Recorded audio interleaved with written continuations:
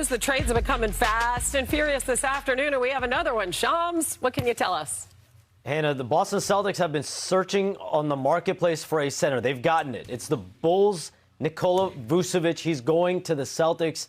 A second-round pick also going to the Celtics for Anfernee Simons, who's been a scoring machine for Boston, but him, as well as a second-round pick, going to the Bulls. And so the Celtics talk to plenty of teams about centers. Ivica Zubac, Daniel Gafford. The list goes on. They land on Nikola Vucevic, and he's going to provide floor spacing. They just needed a big man there at center as they go and trek toward the playoffs. But for the Bulls now, my phone is flooded with texts about Kobe White or Ayo Dosunmu and what is their future. Because now you've got Jaden Ivey, a young guard coming in. You've got Anfernee Simons, who's a scoring guard coming in. And he adds to a group that already has the Josh Giddey's, the Ayo Dosunmu's, the Kobe Whites of the world. So there's going to be some more movement here in Chicago. Unbelievable stuff, Shams. A busy day for Chicago. Lots of questions there on the horizon. Thank you so much for all of this breaking news today. Shump, what do you think of this just on its face? We'll get into the business part in a sec. You like it? Oh, I love it. Yeah. I'm a Josh Giddey guy. You know what I'm saying? I like the way he plays. I think he has an array of moves and finishes that he likes to do, and he's a slasher-type player. I like we got a ball-dominant guy now that doesn't mind holding on to the ball and waiting to the very end to get us something. And he's young Dame. Like, I see his game, and I see how much time they spent in the gym together. I think it's remarkable that he scores the ball in a similar way that Damian Lillard does, and that's all I feel I'm getting when I get him. You see his one dribble, pound dribble to the step back. He's able to get in there and do the floaters, and he's got height on him. He doesn't have to use a lot of dribbles, but he doesn't mind. I think he's a willing passer. It's hard to find a willing passer in the NBA, and if you can get him the right pick and roll, he's a dangerous guy to bring to a team like that. Sinead, what about the other side of it, the Celtics? Oh, yeah. You said it was remarkable. You said the word remarkable. That's what I'm using to describe Boston this year. A lot of people thought this was going to be a gap year. It's turning out to be a very, very solid, a good year for the Boston Celtics. They're third in the East, and now they get a big. That is very important for them, especially if they're going to go up and try to make some noise in the postseason. And with Vooch, he fits that Missoula system, y'all. That guy can shoot. He's shooting, I think, 37% from three.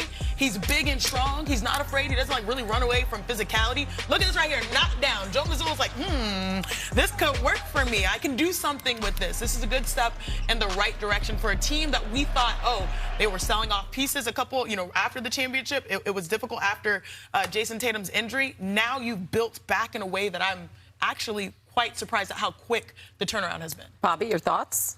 Well, to get something, you got to give up something. I mean, Anfernee Simons had been pretty good with Boston this really year. Good off the bench. Six-man numbers here, and there was somewhat of I think more of a void for the playoffs because Nemes Queta has been pretty good holding down the fort for Boston right now. But you get an established player in Nikola Vucevic, double expiring contract, so there's some financial savings here. But I think this move is made for more for April and May, less for the rest of the regular And we still don't know the Tatum of it all, right? Like, he has not decided when and if he's coming back. So Tatum is an outlier, a major thing we don't know about. Right. Vucevic is the type of player that Al Horford and Kristaps Porzingis, they won championship with it. Man, Simons was playing great. He just had an incredible January for Chicago. I assume they're making this trade because they intend to pay Anfernee Simons. Just as I made the trade for Jaden Ivey, they intend to pay him. This is, again, pre-agency, and now it is going to open up pre-agency for Kobe White and Ayo Dosunmu, who was probably, I would say almost certainly, both of them strongly going to be elsewhere by Thursday, if not by the end of today. And I'm sorry, Kobe. I'm sorry. What? He said he's sorry. I'm sorry that he got it. You know what I mean? I'm sorry. He might be going somewhere getting paid. He may be. Oh, no, he going to play some good basketball. I'm just sorry I got to part with him. Yeah. Coining a new term in Webster's No, it's not a new term. Pre-agency. It's a good one. Of 15 from long range, improving the Warriors to 45-4 on their way to the historic 73 wins. Now, Steph's not in uniform tonight as the Warriors host the Sixers. He has left-sided nerve irritation. This will be the 12th game he's missed this season due to injuries, averaging just over 27 per game and shooting close to 40% from three-point range. As our senior writer with the Warriors, Anthony Slater, joins us now. What's the state of this team less than 48 hours before the deadline, Slater? Yeah, on the ground is the injury issues, which you mentioned. It's actually Seth Curry dealing with the sciatica. Steph Curry's dealing with the runner's knee. a kind of persistent issue that they're trying to manage, and that's, you know, giving them trouble trying to win in the moment. But we all know hovering over them is much more important. Bigger picture questions. Just there's a general unease because they know, you know, the players know this team is chasing after Giannis Antetokounmpo, and if you're chasing after a big fish like the Warriors are, that either means you have to trade Jimmy Butler or Draymond Green just from salary matching purposes. And the reality is Draymond Green in this current market is a more maneuverable contract. And, you know, a 27.6 team option next season. He's playing, he's available, unlike Jimmy Butler, obviously, who's rehabbing an ACL tear. So, you know, Draymond Green, you know, he means so much to this franchise. But as they try to rearrange the roster and puzzle piece stuff together and get in the Giannis market, the big fish market, the reality is Draymond Green has to come up in those conversations. Yeah, and thank you so much for the Curry brothers clarification. We appreciate you, as always, Slater. We'll check back in with you shortly. And as we approach this deadline, obviously the biggest question does remain right there in Milwaukee. The Bucks actively engaging in talks for trade scenarios for Giannis Antetokounmpo. Will it happen this week? Will it happen after the season? So many questions. So we go back to Shams. Shams, what more can you tell us about what's going on there?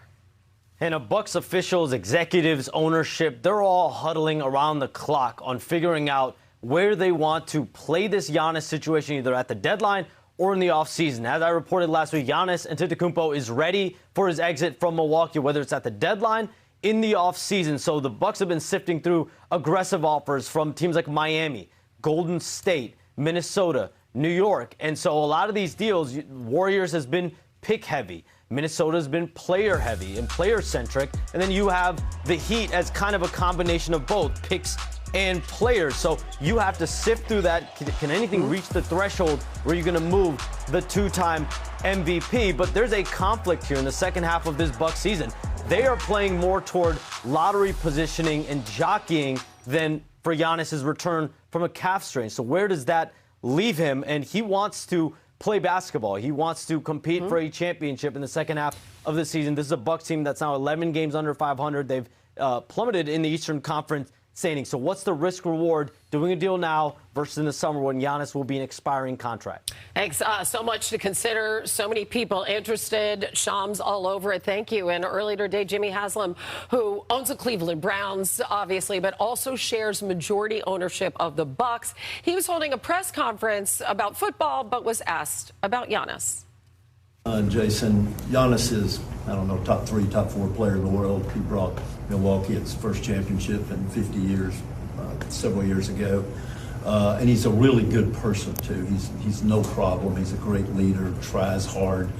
And I think Giannis and the Bucks, and this goes back before we were involved, have always worked closely to see what's best for Giannis and what's best for the Bucks, and we'll continue to do so. What's the success? This, Jason, Giannis is, I don't know, top 3, top 4 player in the world. He brought Milwaukee its first championship in 50 years, several years ago. And he's a really good person, too. He's no problem. He's a great leader, tries hard. And I think Giannis and the Bucks. Just in case you didn't hear it the first time. He's a top. We know he's a top 3 player. Exactly. In case you didn't hear, we just want to run it back for y'all. Make sure everybody's paying attention.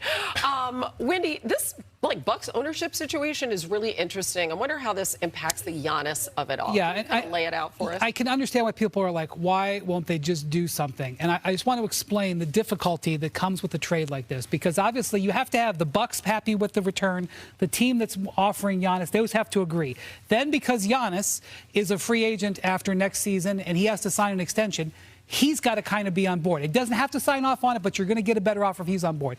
Then you've got the Bucks ownership situation. The Bucks have a relatively unique ownership structure. They have 3 owners who all share control. There are 2 owners, Jimmy Haslam and Wes Edens, who share the governorship.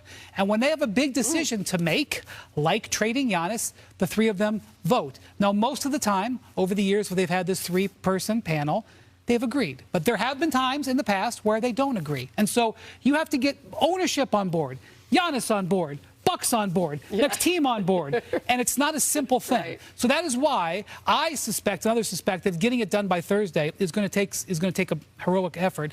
And I suspect when it does happen, it's going to be the result of a lot of those things having to align. All right, what would it take to get this deal done? Like, what do you have to give up to make this thing a no-brainer? Well, I just got flashbacks to my first year in New Jersey. Like, we had a group called the Sea Caucus 7 who couldn't make up their mind. And that just reminded me exactly of what probably Milwaukee is going through right now. All right, here is your checklist, draft picks. You got to get some draft picks as part of the trade.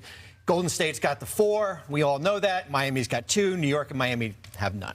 New York and Minnesota have none.